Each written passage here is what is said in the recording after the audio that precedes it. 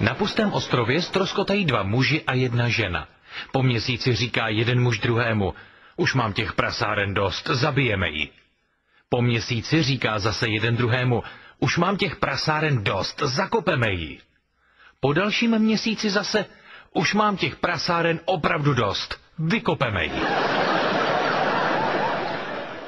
Sejdou se dva chlapy na záchodě u mušli.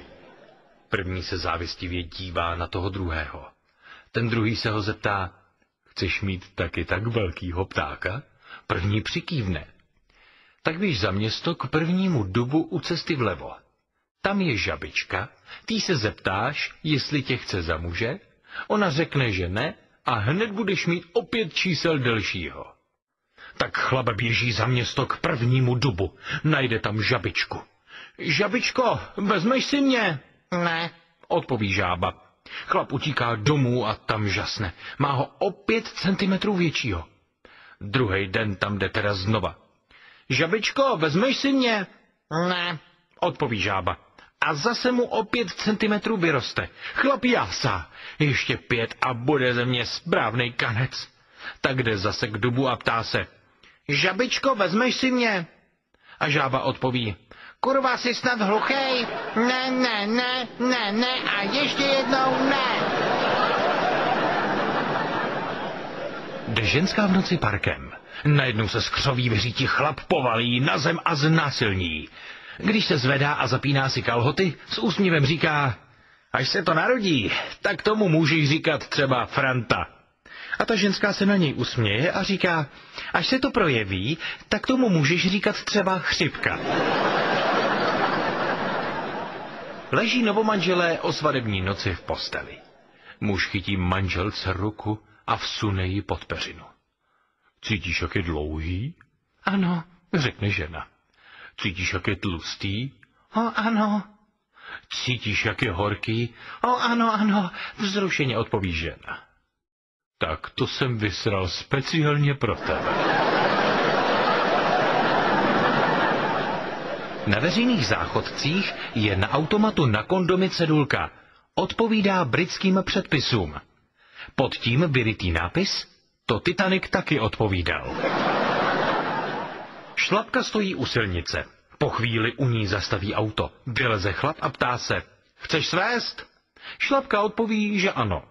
Chlap se jí ještě než vleze do auta zeptá: a kolik je vám let?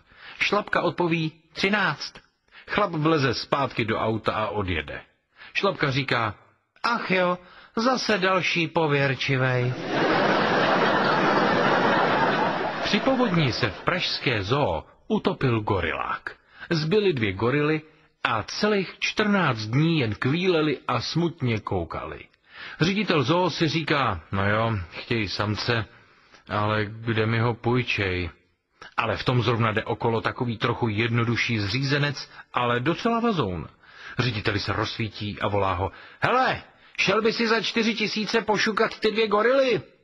A zřízenec se zadumá a povídá: ale jo, ale mám 3 podmínky. Za prvý, nebudu je muset líbat. Za druhý, nikdo na to nebude koukat. A za třetí, s těma 4 000 mi musíte počkat do příští vejplaty, teď jsem zrovna na dně. Za druhé světové války existovali i rakouští partizáni, kteří strávili celé měsíce v Alpách na lyžích a bojovali proti Němcům. Blížil se konec války, bylo jaro 1945. 2 partizáni si povídají: poslyš, co uděláš úplně první, až se vrátíš domů? No, co bych asi tak mohl udělat? Mám doma krásnou mladou blonďatou ženu a už 2 roky tady šaškuju na lyžích. Co asi tak udělám prvního? No jo, rozumím.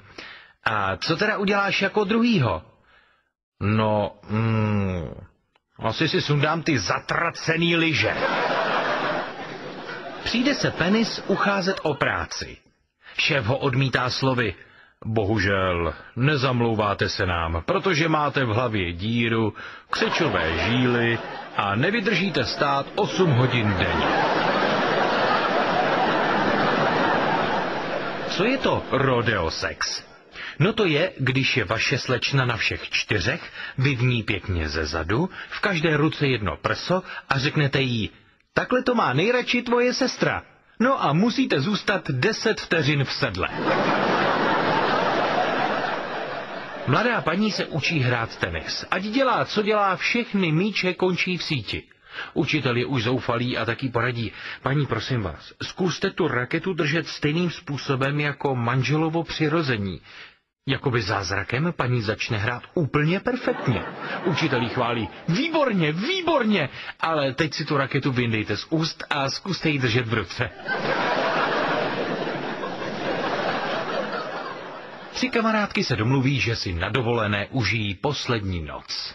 A aby v autobusu nebyly sprosté, budou říkat místo styku ahoj. Tak přijde první a povídá smutně ahoj. Přijde druhá a řekne o něco veseleji ahoj, ahoj. Přijde třetí rozesmátá a říká ahoj, ahoj, ahoj. A 3krát do prdele ahoj a 2krát do pusy ahoj. V 6. třídě říká učitelka. Děcka, přišel čas věnovat se trochu sexuální výchově. Děvčata, váš první úkol bude zjistit doma od rodičů, jak vzniká těhotenství. Chlapci, a vy zase zjistíte, co je to penis. Tak Pepíček se doma tatínka ptá, co je to ten penis. A tatínek stáhne kalhoty a říká, tohle je perfektní penis. Druhý den před začátkem hodiny říká Venca Pepíčkovi. Sakra, já zapomněl na ten úkol. Zjistil jsi to? Co je to ten penis? Pepíček ho odvede na záchod, tam stáhne kalhoty a říká, kdyby tohle bylo o pár centiáků menší, tak by to byl perfektní penis. Sejdou se 3. Američan, Rusák a Čech a hádají se, která ze 3 zemí je mravnější. Tak vypustí letadlo s měřícími přístroji a dostali tyto výsledky. Nad USA naměřili, že se milostným hrádkám věnuje 60% obyvatel. Nad Ruskem to bylo 45% a nad Čechami jenom 10%. Čech se začne naparovat a vytahovat, jak jsme mravný národ. A tu se k němu nakloní pilot a říká, taky mě to dalo spoustu práce letat celé hodiny jenom nad pionýrskými tábory. Přijde sestřička k doktorovi, že jela po zábradlí a roztrhla si to mezi nohama. Doktor se jí na to podívá a říká, to nic není, dáme to do pořádku, jak to chcete mít velký? A třeba jako vaše stará, odpoví sestřička. No tak to se potom zábradlí sveste ještě jednou. Jdou takhle starší manželé k doktorovi a říkají mu, že nemají chuť na sex, tak aby jim pomohl. Doktor jim dá prášky. Zelený pro manželku a modrý pro manžela. Klade jim na srdce, aby to nespletli, protože to je strašně důležité. Po týdnu za doktorem opět přijdou a doktor se ptá, jak to pokračuje.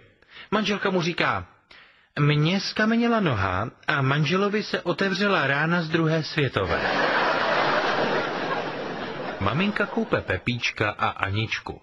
Když mi je Pepíčka, Anička se na něj tak kouká a ptá se maminky. Maminko, proč nemám mezi nohama to, co má Pepíček? A maminka odpoví, neboj Aničko, dočkáš se. Potkají se 2 blechy a ta jedna je šíleně nastydlá. Druhá blecha se tomu strašně diví a ptá se té první, kde bydlí. První blecha odpoví, hajnému ve vousech, ale on v zimě v mrazu a dešti pořád jezdí v lese na motorce a pak nemám být nemocná. Tak já ti poradím, jdi do vesnice a v hospodě je hostinská Pepička. Vlez si k ní do kalhotek, to uvidíš, tam je teploučko a vlhko. Tak blecha teda souhlasí. Za týden se potkají a ta nachlazená je nachlazená ještě víc. Tak se jí ptá, proč se neřídila její radou a nachlazená blecha na to, řídila, vlezla jsem hostinský do kalhotek, bylo tam vážně teploučko a vlhko, až jsem tam usnula. A kde se neprobudím? Hajnému ve bouse. Děda s babičkou leží v posteli. Děda si vezme nožík, vytáhne viagru a začne ji krájet na čtvrtky. Babička, dědku, proč to krájíš, to se jí celé? A dědek, ale chtěl jsem ti dát pusu na dobrou noc.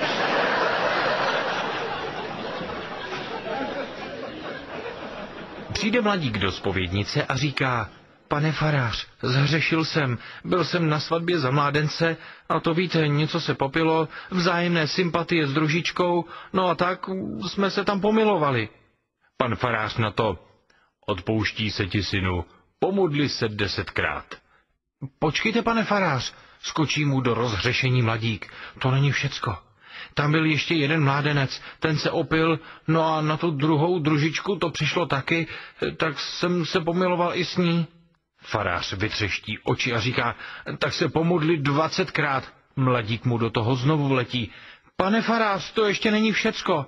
On se opil a padl i ženich, tak jsem nakonec musel pomilovat i nevěstu.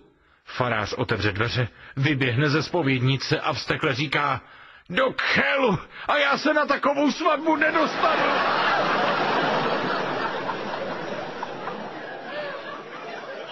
Chlápek přijde k doktorovi a povídá, že jeho žena s ním už 7 měsíců odmítá souložit. Doktor tedy paní objedná. Ta přijde a na doktorovu žádost o vysvětlení povídá: Víte, před 7 měsíci nám ukradli moje auto. Manžel na nové nemá, a tak musím každé ráno jezdit do práce taxíkem. Jenže nemám žádné peníze a taxikář se mě vždycky zeptá: Tak zaplatíte dneska nebo co? A já tedy vždycky musím, nebo co? Do práce kvůli tomu přijdu pozdě. Šéf si mě zavolá a povídá: Tak co, zapíšeme to do výkazu nebo co? No a já vždycky musím, nebo co? No a z práce zas musím jet taxíkem a zase taxikář zeptá: Tak zaplatíte teda dneska nebo co? A já teda vždycky musím, nebo co? No a domů vždycky přijedu děsně unavená a na sex už nemám ani pomyšlení. Doktor se na chvíli zamyslí a pak povídá: No, takže to řekneme manželovi, nebo co? Manželský pár je v posteli a když jsou v nejlepším, povídá ona: Havni. On: Hav. A ona zase: Havni. A on: Hav. Po třetí si ho už vyndá z pusy a vykřikne: Sakra, zhasni, děti se dívají. Jede jeptiška taxíkem a zpozoruje, že si ji taxikář neustále prohlíží ve zpětném zrcátku. Ptá se ho tedy: Proč na mě neustále hledíš, synu? Máš něco na srdci? Ale mám, ale to se nehodí říkat. Povzdychne si taxikář. Synu, mně můžeš říci cokoliv. Jsem v řádu již dlouho a lecčemus jsem zvyklá. Povzbudí jej jeptiška.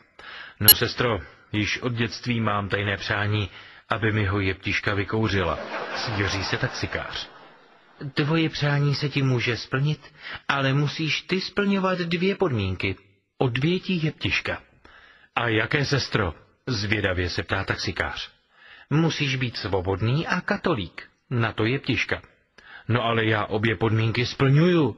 Zraduje se taxikář. Tak někde v klidu zastav, poradí mu jeptiška. Taxikář zastaví na opuštěném místě a jeptiška se dá do kouření. V tom si všimne, že taxikář brečí. Co se stalo, synu? Proč pláčeš? Víte, sestro, já jsem vám lhal. Já jsem žid a ženatej. Nic si z toho nedělej, synu.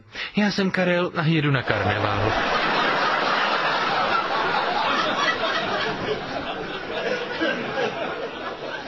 Dáma lehčích mravů jede taxíkem domů. Když vystoupí, nahne se k otevřenému okénku u řidiče, vyhrne si sukni a říká: Zaplatím.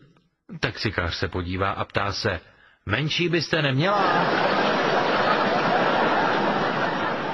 Mladá dívka přijala pozvání do mládeneckého bytu. Rozhlédne se a povídá: Ty tu nemáš žádné hodiny. K čemu? Tady každá vždycky věděla, kolik uhodilo. Jdou 3 chlapi po smrti do ráje a u brány je zastaví svatý Petr a říká: Nyní mi řeknete, jak jste zemřeli, a já vás podle toho pustím do ráje. První říká: Přijedu o den dříve ze služební cesty a najdu ženu v posteli úplně vzrušenou a svlečenou. Tak začnu prohledávat byt, nikde nic. Pak vtrhnu na balkón a vidím chlapa, jak visí z mého balkónu na laně. Vezmu nůž a odříznu ho. Spadl dolů a plazil se pryč. Tak vezmu starou ledničku, co máme na balkóně, a hodím ji na něj. Pak mi to dojde, že jsem ho zabil, a skočím dolů. A ty? Ptá se svatý Petr toho druhého. Já si natírám zábradlí u balkónu a najednou mě někdo odřízne. Spadnu dolů, zlomím si páteř a plazím se pryč. Pak na mě někdo ještě hodí ledničku. A jak jsi zemřel ty? Ptá se svatý Petr třetího. Ten se usměje a řekne, sedím si tak v lednici. Starší manželé se večer vrací domů a ukládají se ke spánku. Muž se na poslední chvíli odebere do kuchyně, vrátí se se sklenicí vody a podává jí ženě. Co to je, ptá se žena. Aspirin proti bolení hlavy. Ale mě nebolí hlava. Há, mám tě! Chlápek a ženská, oba tak v těch nejlepších letech, se seznámí a po několika měsících večerního randění se rozhodnou pro společný život. O svadební noci na líbánkách v hotelu říká nevěsta, prosím, buď něžný, jsem ještě pana. Cože? Vždyť jsi byla 3krát vdaná. No jo, ale můj první muž byl psycholog a ten o tom pořád chtěl jen mluvit. Druhý muž byl gynekolog a ten se vždycky akorát chtěl kouknout. A třetí můj manžel byl filatelista a ten pořád chtěl... Sakra, tak se mi pod něm stýskal.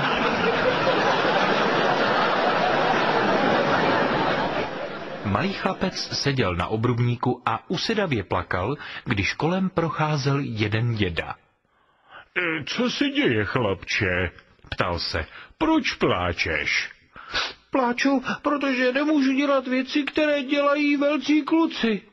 Stařík si sednul vedle něj na obrubník a začal taky plakat. Jeden bankéř potkal svého přítele, 80letého farmáře Toma. Seděli nad pivem a vyprávěli. Tomovi před rokem zemřela žena a říkalo se, že si bude brát někoho na inzerát. Bankéř se tedy zeptal a Tom mu to potvrdil. Říkal, že jí za pár měsíců bude 21. Bankéř, zkušený to a vzdělaný muž, věděl, že sexuální chutě 21leté ženy těžko takový stařík uspokojí. Proto Tomovi poradil, aby najal někoho na výpomoc na ranči, neboť bylo jasné, že nevěsta se podle toho zařídí a tělesným záležitostem bude učiněno zadost. Tomovi se myšlenka dalšího páru rukou na ranči líbila a říkal, že hned odpoledne se po někom porozhlédne.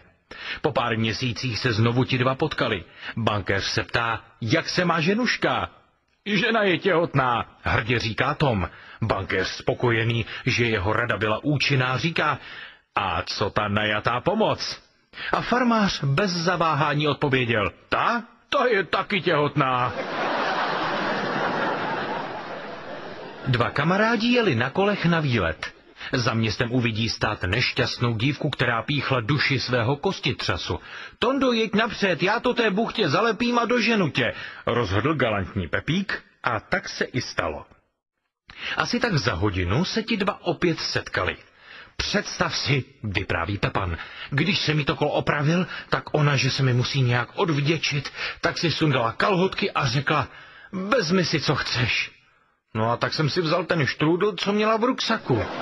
Dobře si udělal, pochválil Toník přítele. Ty gatě by ti bez tak byly malé. Vrací se pán tramvají ze Silvestra. Dívka jej jemně upozorní. Pane, kouká vám z příklopce kousek přirození. Jo, děvenko, to není kousek, ale bohužel celé. Otec náhle vstoupí do pokoje své dcery a vidí, že dcera leží v posteli nahá s nějakým chlapcem. Ty hajzle, já tě naučím šukat mi dceru. To není třeba, právě jsem se to naučil. Na sexuologickém semináři se ptá přednášející, kolik kdo zná způsobů soulože. Vzadu se hlásí nějaký borec a křičí 55! 55! Počkejte, vezmeme to po pořadě, povídá ten přednášející. Tak kolik jich znáte vy třeba? 5. A vy? 7. A vy? 1. Jenom 1? Diví se ten přednášející. Popište nám ho. Žena leží na zádech, má mírně pokrčené roztažené nohy, muž leží na ní. 56! 56!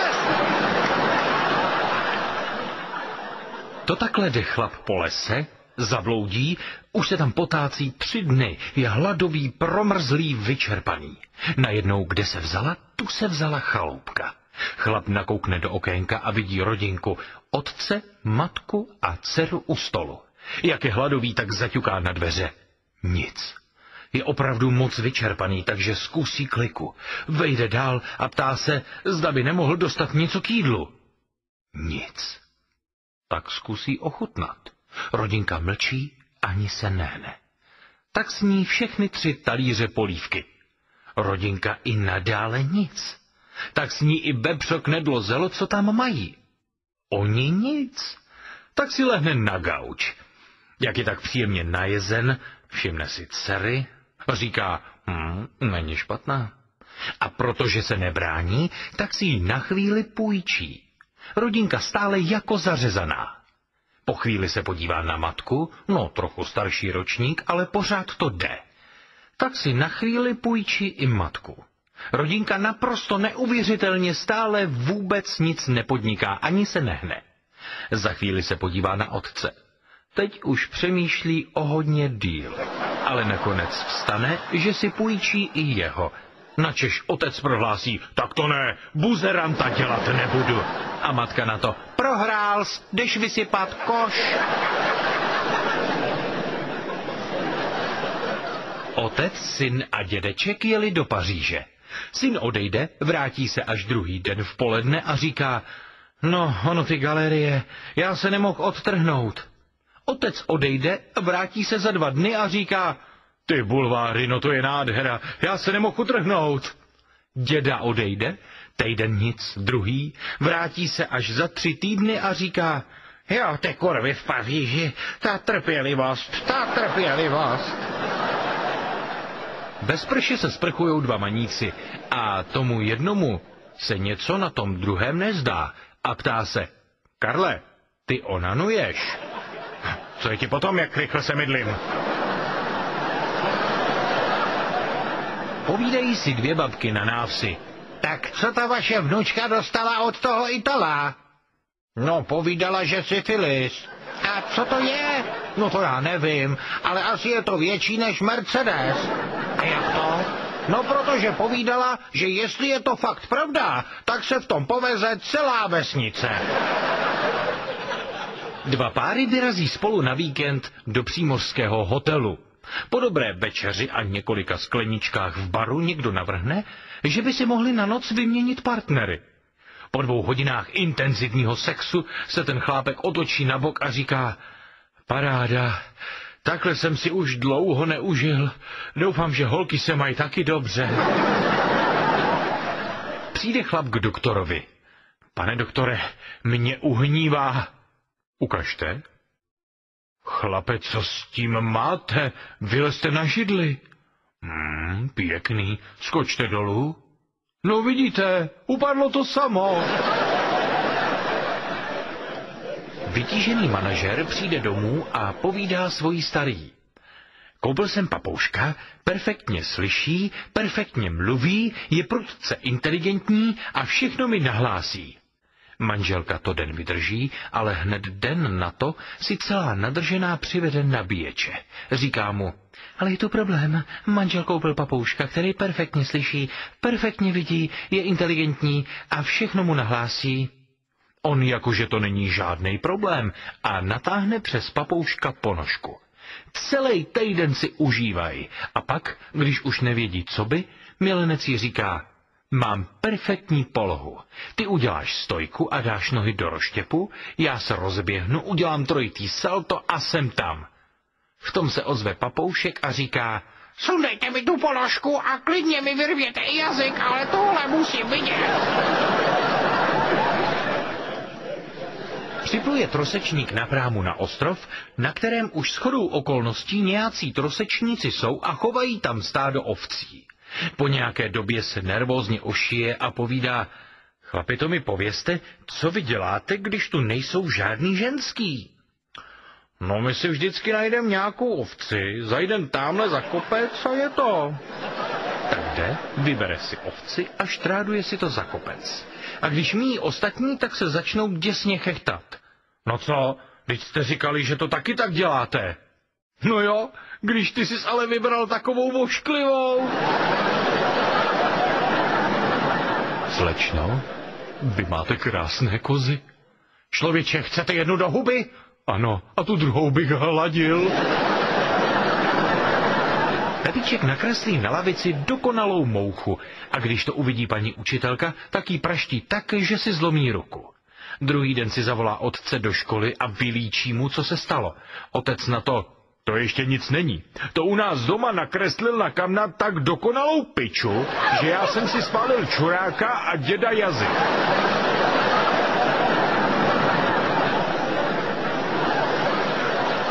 Medvěd svolá v lese všechny zvířátka, že udělají grupáč.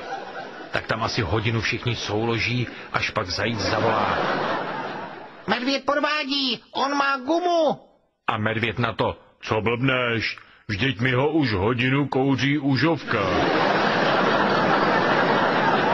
Přijde reportér do malé vesničky v horách. Zastaví místního občana a říká: mám o vaší vesničce napsat článek do novin, tak mi povězte nějakou veselou historku. Chlap se zamyslí a povídá: jednou se nám ztratila koza a my celá vesnička držíme pohromadě, tak jsme ji šli všichni hledat. Našli jsme ji na palouku za lesem a tak jsme ji všichni ošukali a celý týden z toho bylo v hospodě veselo. No to o té koze ale nemůžu do novin napsat. Zkuste nějakou jinou veselou. No jednou se nám zase ztratila kráva a my celá vesnička držíme pohromadě, tak jsme ji šli všichni hledat. Našli jsme ji až u rybníka, tak jsme ji všichni ošukali a 14 dnů jsme z toho měli srandu. To snad není možný, zkuste nějakou, teda smutnou historku. No, to jsem se jednou ztratil já. Souloží komár krávu a letí kolem včelka. Přilétne před krávu a říká: krávo, zezadu tě bere komár. Kráva nic. Takhle se to párkrát opakuje, až se včelka rozčílí a bodne krávu do čumáku. Ta samozřejmě bolestí zařve. Komár s klidem poplácá krávu po zadku a pronese: no tak, no tak. Manžel přijde domů a sedne si k televizi. Manželka zklamaně povídá: co mi nedáš ani pusu? Co? Po 2 letech manželství máš chuť ještě na orgie? Loupeživý rytíř znásilní jeptišku. Když je po všem, začne mu jí být líto a ptá se: a co teď budeš dělat?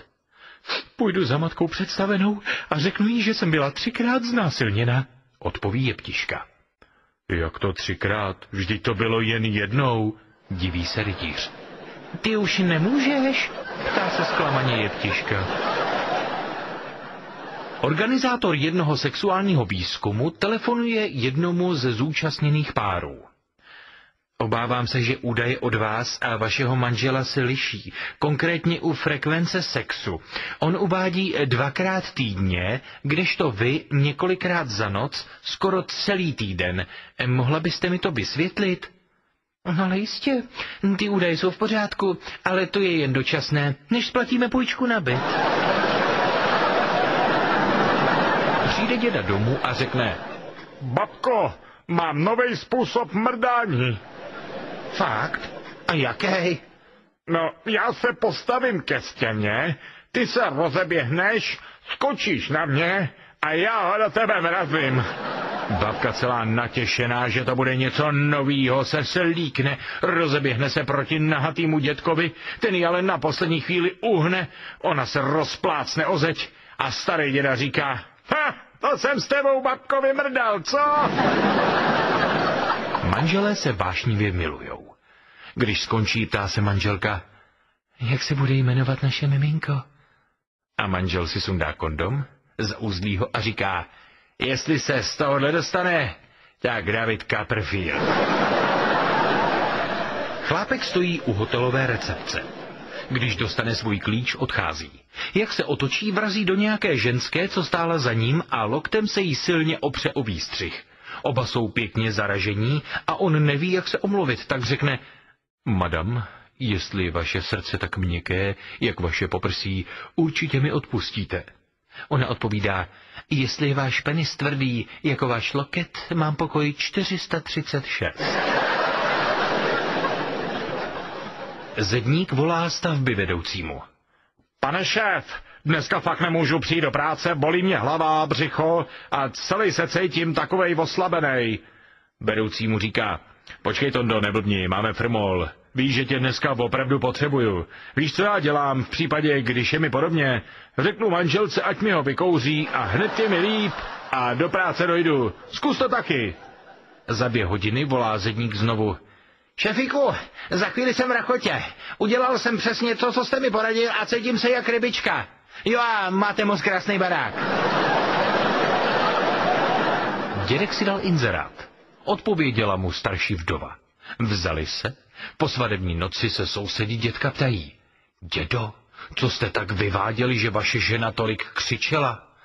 No, dělal jsem jí cucfleky. A čím? Vždyť nemáte zuby. Na kombinačkama.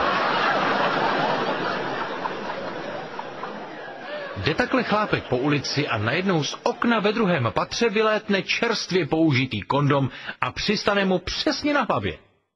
Chlápek, patřičně znechucený a naštvaný, zarazí u dveří a začne do nich šíleně mlátit. Otevře mu trochu vyplašený starší pán a ptá se, proč tak tluče. Chlápek říká, kdo je v tom pokoji nahoře? Stařík na to, sice netuším, co vám potom je, ale v tom pokoji je moje dcera a můj budoucí zeď. Chlápek mu podává onen kondom a říká, chtěl jsem vám říct, že vaše budoucí vnoučata právě vypadla z okna. Na jedné farmě žil farmář se ženou a 3 syny. Jednoho rána se žena probudila a vidí na louce ležet jedinou jejich krávu dočista mrtvou. Přepadla jí beznaděj, jak by teď mohla sehnat obživu pro svoji rodinu. Dostala se do velice silné deprese a oběsila se v kuchyni. Když se probudil její muž, také on viděl, co se stalo. Kráva mrtvá, žena mrtvá, naprosto bezvýchodná situace. Popadl pušku a střelil se do hlavy. Nejstarší syn se probudil, spatřil, co se stalo a rozhodl se, že půjde k řece a utopí se. Došel k řece a tam na břehu našel sedět vodní vílu. Ta mu řekla, znám příčiny tvého zoufalství.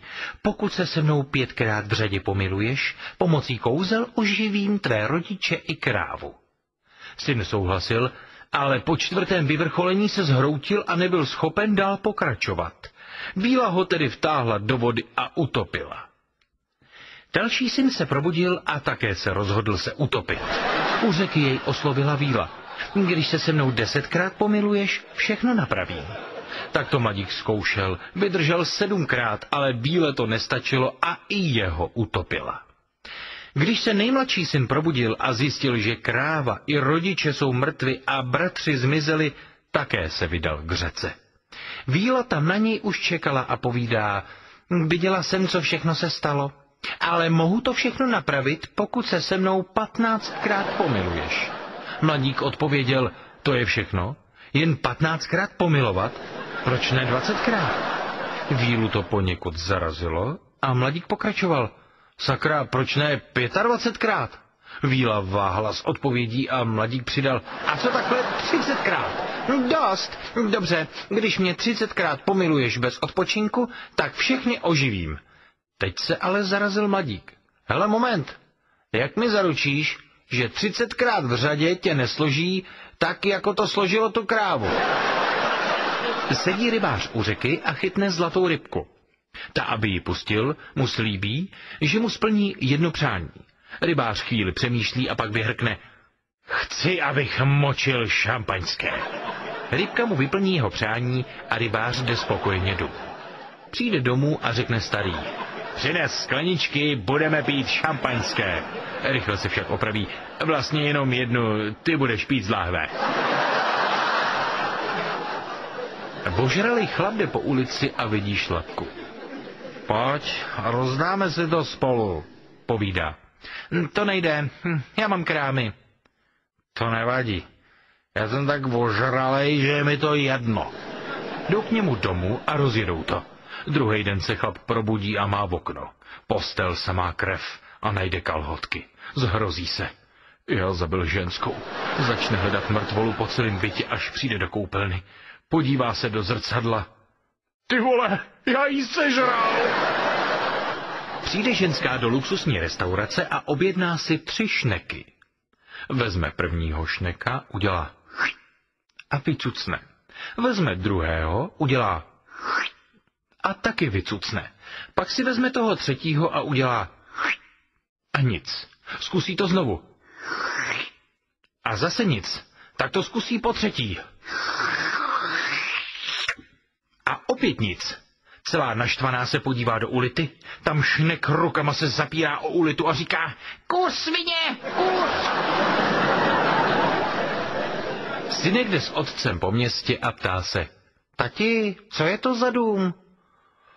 To je dům radosti, synku. Pojďme tam, tati. Nevymýšlej si, na to si ještě malý. Synek využil první příležitosti, kdy byl sám doma, a zašel do domu radosti.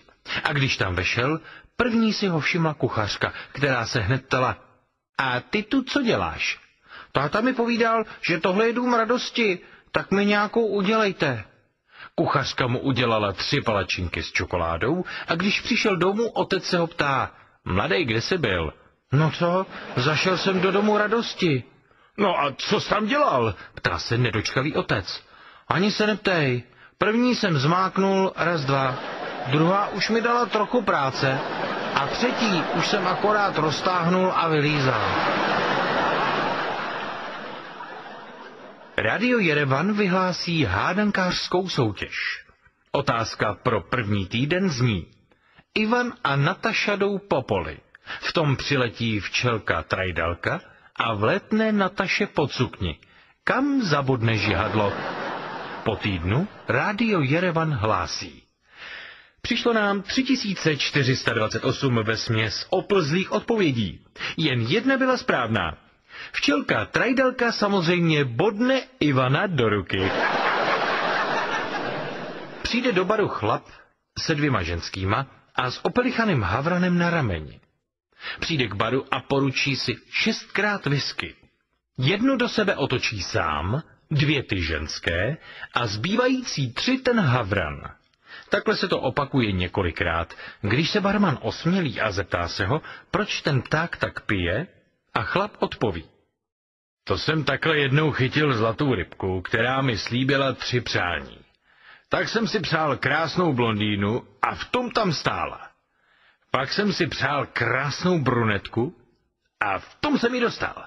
Pak jsem si řekl, že by to chtělo taky pořádnýho ptáka, co něco vydrží, a dostal jsem tohohle. Přijde hříšník do pekla a podplatí čerta. Čert říká: No já jsem malej pán na to, abych tě pustil, ale můžeš si vybrat trest. Jdou k prvním dveřím, otevřou je, tam je chlap v řetězích a bičujou ho. To je moc krutý, nemáš tam něco lepšího? Ptá se hříšník. Jdou k druhým dveřím, tam je chlap v okovech a vypalují mu značky rezavým kutáčem. To je až moc sadistický. Čert se nechá umluvit a jdou ke třetím dveřím, tam visí v okovech starej, asi 90letý dědek, uslintanej, samá vyrážka, vrásčitá kůže, vzdychá a křičí, protože při něm klečí nádherná blondýnka a hlavou pohybuje v oblasti klína dopředu a dozadu. Na to hříšník: No to jsou dost velký mucha, takhle bejt pořád nadrženej, ale kdyby jsem si měl vybrat, tak by jsem si vybral tenhle trest. Čert přistoupí k blondýnce, poklepe jí na záda a praví: Seš volná, můžeš jít. Dobře vybavená mladice se rozhodla, že přijde rychle a snadno k penězům. Našla si 73letého zazobaného dětka a těšila se, že ho hned první noci usouloží k smrti. Přes velký věkový rozdíl proběhl svatební obřad naprosto hladce. O první svatební noci děva ulehla nahá na lůžko a čekala na manžela, který si dopřával koupel. Když se objevil ve dveřích ložnice, měl akorát prezervativ na svém 30cm údu a v rukou pár špuntů do uší a kolíček na nose. Dívka celkem vyděšená se ptala, k čemu ty špunty a ten kolíček? Stařík odpověděl, jsou dvě věci, které k smrti nesnáším. Ječící ženskou a smrad ze spálené gumy. V továrně se po dovolený baví ženský o svých zážitcích a když dojde na Anešku, kolegyně se jí ptají. Tak co, jak jsi se měla v té Africe? Ale jdu takhle tou džunglí, najednou se po mně natáhne taková chlopatá ruka a pak mě tam ve větvích nějaký opičák 3krát přefik. A co budeš dělat? Ptají se kolegyně. No, to je těžký, nezavolá, nenapíše. Jane havaruje v pralese, potká Tarzana a ten se jí okamžitě zalíbí a tak mu udělá neslušný návrh. Ptá se ho, jak to má zařízené se sexem. On napřed neví, co to je, ale ona mu to posunky vysvětlí. On pochopí a říká, tak na to mám díru ve stromě. Ona mu tvrdí, že má něco lepšího. Tarzan se nechá přemluvit a tak se vzájemně svlečou. Jane čeká. Tarzan se rozmáchne a vší silou jí kopne do rozkroku. Jane se svíjí a když se probere, tak se ho ptá, co děláš ty, pitomče?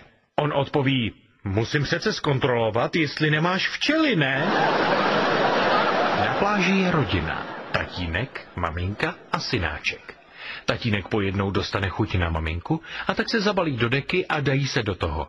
Najednou se ptá synáček tatínka, tatí, co to děláš? Nafukuju maminku, aby se nám ve vodě neutopila. Aha, říká chlapec.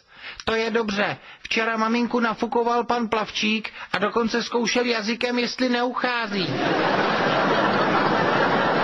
Je vlahá letní noc. Chlapec doprovází svoji slečnu domů a najednou si uvědomí, že je nadržený jak stepní koza.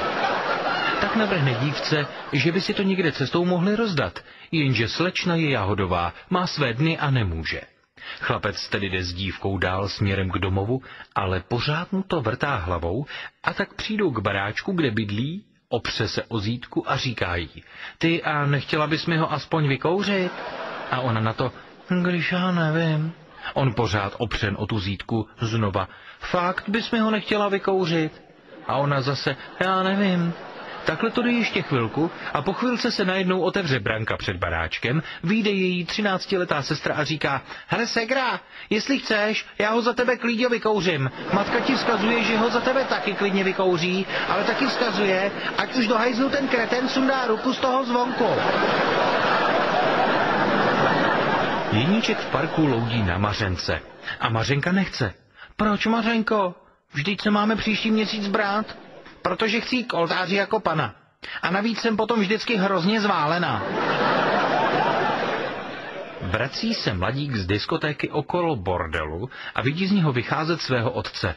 Prosím tě, co ty tady? Ale víš, jak je maminka poslední dobou podrážděná, tak jsem si říkal, že za těch pár stovek nestojí, abych ji takhle pozdě v noci budil. Sexuálně nenasytná žena si dá inzerát, že hledá vytrvalého milence. První kandidát 35 let vydrží 1 den. Druhý uchazeč 27 let vydrží 2 dny. Pak se dlouho nikdo neukázal, až přišel starý 65letý dědeček. Ženská se rozhodne, že děda je docela ještě fešák a sympatiák a že to teda aspoň zkusí. Skočí na to a když po týdnu děda sleze, povídá, no a teď mě týden neuvidíte. Ženská už toho má taky dost a ulehčeně se ptá, a vy nikam jdete? No, teď vás budu týden šukat ze zadu. Přijde rodina gratulovat k narozeninám dědovi, který má ve svých 82 mladé milenky. A jeho syn se ho ptá, jak to dělá, že i v tomhle věku zvládá 2 mladé ženské. Já ani nevím, Usmál se děda šibalsky a olízl si obočí. Ženská sedí vedle cizího chlápka v letadle. Najednou z ničeho nic chlápek hrozně kýchne, vytáhne kapesník, rozepne poklopec, vytáhne svoji ozdobu a pečlivě ji utře. Zandá zpátky a zapne poklopec jakoby nic. Ženská totálně v šoku, ale přeci jen je dobře vychovaná, tak mlčí, že si toho chlapa radši nebude vůbec všímat. Za chvíli chlápek kýchne znovu, stejně hlasitě a vše se opakuje. Ženské už se skoro zvedá kufr, ale ovládne se. Když se to celé stane potřetí, tak už nevydrží a zeptá se: promiňte, pane, ale 3krát jste kýchnul a pokaždé jste si pak vyndal út a otřel ho. Mohu vědět proč? Jo, jasně, paní. Víte, pokaždé, když kýchnu, vyvolá to u mě orgasmus. Ale to je hrozné. A co na to užíváte? Pepř. Přijde paní na živnostenský úřad, vyhrne si sukni, vystrčí vyholenou Julču na úředníka. Co to, prosím vás, paní, provádíte? Napsal jste mi, že byste chtěl vidět moji provozovnu. Ty hele, myslíš, že by mohla být jeptiška takhle malá? Člověče, to asi ne, vždyť ukazuješ sotva metr. Proč? Ale nic, jenom že jsem asi šukal tučňáka. Pohledný chlápek sedí u baru. Ohlédne se a vidí překrásnou šťabajznu. Zavolá si barmanku a objedná té krásce láhev nejdražšího šampusu s dotazem na lístečku, zda by s ním šla do postele.